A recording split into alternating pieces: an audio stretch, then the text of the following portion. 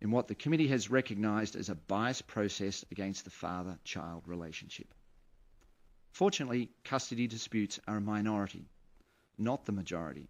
But to protect our children so that our children don't become the innocent victims of an acrimonious and vindictive parent, we need laws that treat our children with fairness, equality, and respect. We need laws to protect this 2% of our population, and I'm actually going to suggest that it's well higher than 2%. We need laws that do not discriminate between the child-father relationship and the child-mother relationship. We need laws that treat these relationships as just as important as each other to the child. Now, even though I'm from Australia, we do have one thing in common. Everyone in this room. We're all children of our mothers and fathers. Hopefully, we all had fit, healthy mothers and fathers involved in our lives. And I know from my heart, I cannot say that I loved my mother more than my father, nor can I say that I treated my father, that I needed my father more than my mother. Both were very necessary and both very important in my life. To say to a child that mum is 9 parts important, but dad is only 5 parts important, is a blatant and obvious wrong and easily recognised by our children. Is this the unfairness and inequality that we should be teaching our children at such a young age in their formidable learning years? But back to the parents who need these laws.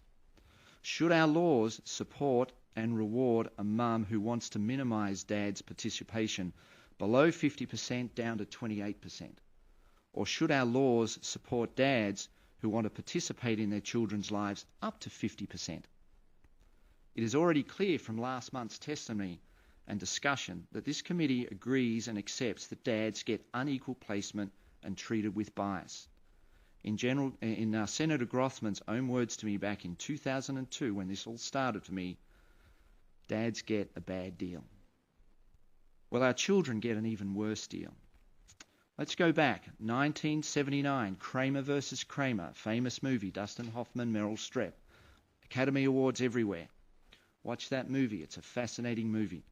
Every second weekend and one night through the week is what dad gets in that movie. 1970 time. Now let me take you back through a bit of court history. The United States Supreme Court held that old notion that generally it is the man's primary responsibility to provide a home and its essentials can no longer justify a statute that discriminates on the basis of gender. No longer is the female destined solely for our home and the rearing of the family, and only male for the marketplace and the world of ideas. That was Stanton versus Stanton, US Supreme Court, 1975.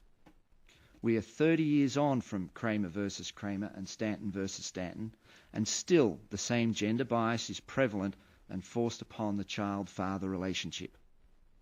I want this committee to guarantee me that if I'm a fit and healthy parent, and I want to be a parent to my child, that I can, and that my child-parent bond will never be severed. That is not a guarantee today, and it wasn't a guarantee 30 years ago. We have a deep generational problem of today's teenage boys and girls racing around having abundant recreational sex and leaving a wake of fatherless children behind us. We are all well aware of the teenage pregnancies, the unwed births that are occurring in Milwaukee and all over the state. We have all read and heard the shocking and unacceptable statistics. The reason this committee exists, and the reason I'm sitting here today, is to strengthen Wisconsin families, to put the respect back into the father-child relationship, and to put some fairness and equality and respect back into families of Wisconsin, no matter what shape or structure those families exist in. Including fathers in the definition of families will do that, treating the father-child relationship with the same respect as the mother-child relationship will do that. From the US Supreme Court again, the rights of parents to care, custody and nurture of their children is of such character it cannot be denied without violating those fundamental principles of liberty and justice which lie at the base of all of our civil and political institutions, And such right is a fundamental right protected by this amendment, the First Amendment, and Amendments 5, 9, and 14. That was Doe versus Irwin, 1985.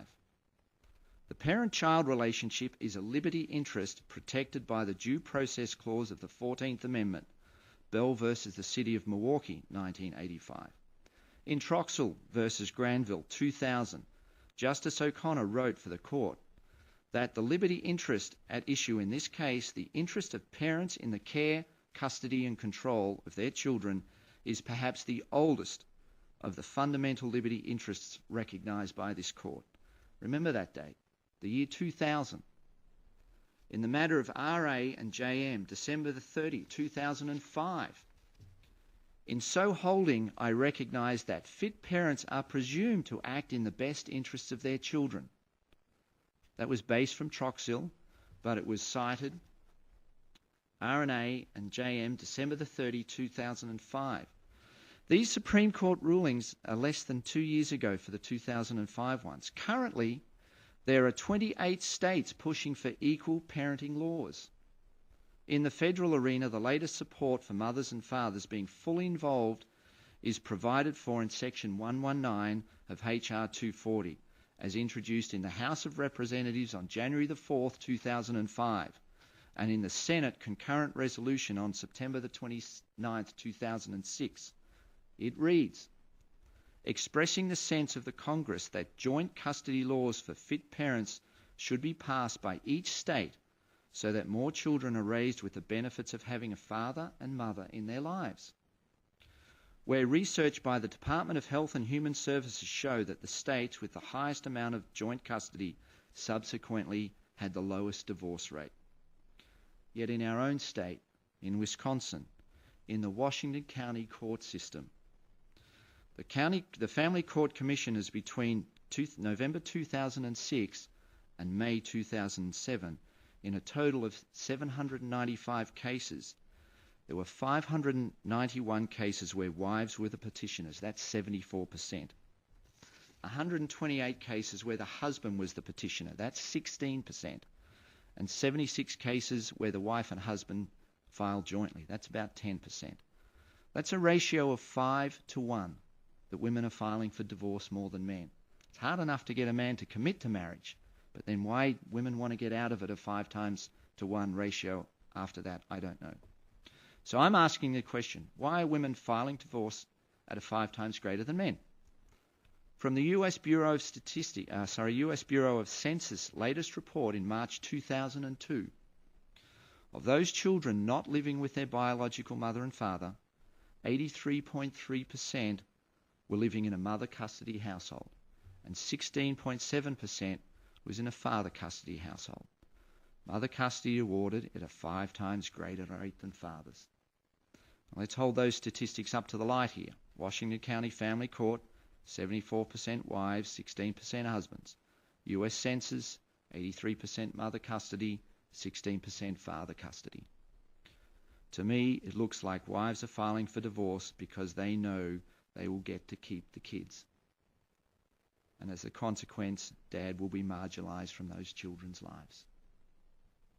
We thought the sun revolved around the earth. We were wrong. We thought the earth was flat. We were wrong.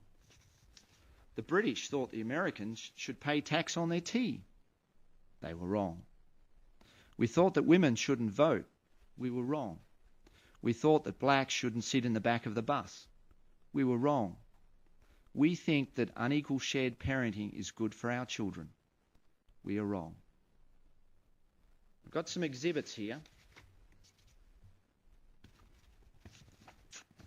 The first one was for Marigold and S. Melly, Child Custody in a Changing World, a study of post-divorce arrangements in Wisconsin. In this article in 1999, 10 years ago, the unequal time arrangements were usually between 30% and 39%. That's a 9-5 split. To the parent that was not the primary caregiver. They found significant differences between these two groups. The equal time arrangement families appeared to have sorted out this arrangement fairly amicably. The unequal time families were much more likely to have reached such a compromise after protracted legal conflict.